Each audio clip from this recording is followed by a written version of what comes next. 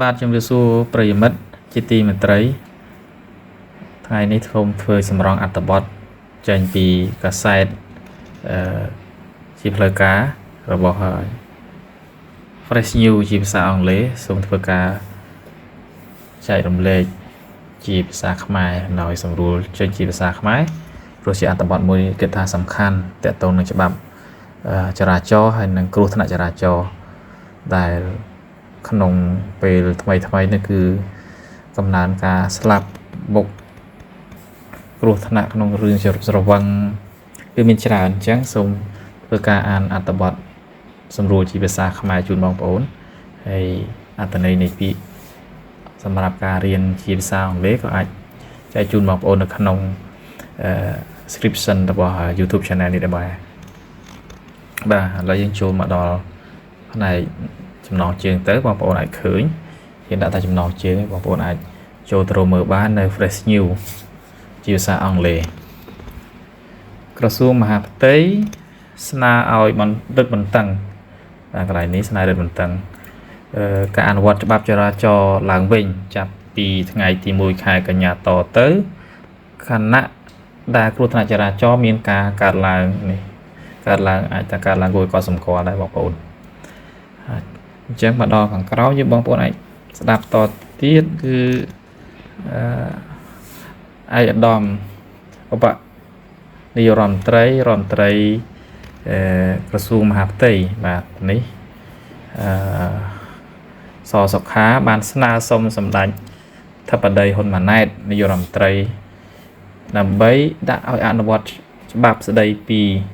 ចរាចរណ៍ផ្លូវគោកយ៉ាងម៉ឺងម៉ាត់ឡើងវិញដោយគិតចាប់ពីថ្ងៃទី1ខែកញ្ញាឆ្នាំ2021តទៅបន្ទាប់ពីមានការកើតឡើងគួរឲ្យព្រួយបារម្ភនៃគ្រោះថ្នាក់ចរាចរណ៍បាទឃើញជាក់ស្ដែងហើយប្រហែលថ្ងៃមុននៅចិត្តអេអន2មានការបុកស្លាប់ហើយក៏រត់បាទឥឡូវយើងកំពុងតែឃើញខាងក្រសួងកំពុងតែអនុវត្តបានចាប់នារី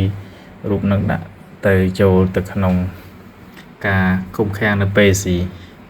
បាទមិនចាំទេគឺស្ម័គ្រចិត្តត្រង់ចំណុចនេះយើងមកតទៀតយុទ្ធនាការរឹតបន្តឹងការអនុវត្តច្បាប់នេះត្រូវបានផ្អាកជាបណ្ដោះអាសន្ននាពេលកន្លងមកដោយសារចំនួនព្រំដែនកម្ពុជាថៃនិងបញ្ហាប្រឈមនៃសេដ្ឋកិច្ចសកលលោកដែលកើតចេញពីចំនួននៅមជ្ឈមបូព៌ាអញ្ចឹង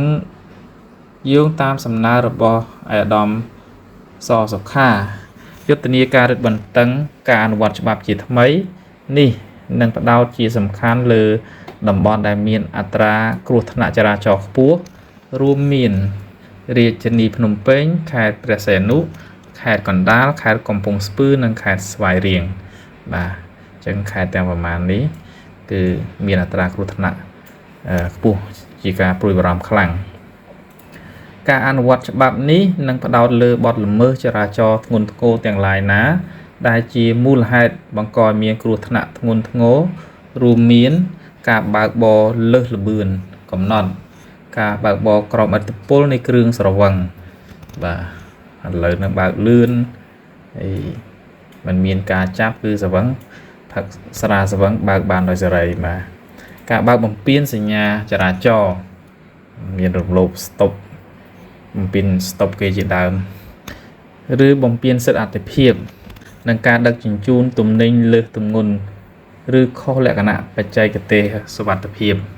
បាទកន្លែងនេះក៏ឃើញច្រើនដែរបងប្អូនតាមផ្លូវជាតិធំឃើញហ่ะលោកសសុខាបានគូបញ្ជាក់ថាសំណើនេះធ្វើឡើងដើម្បី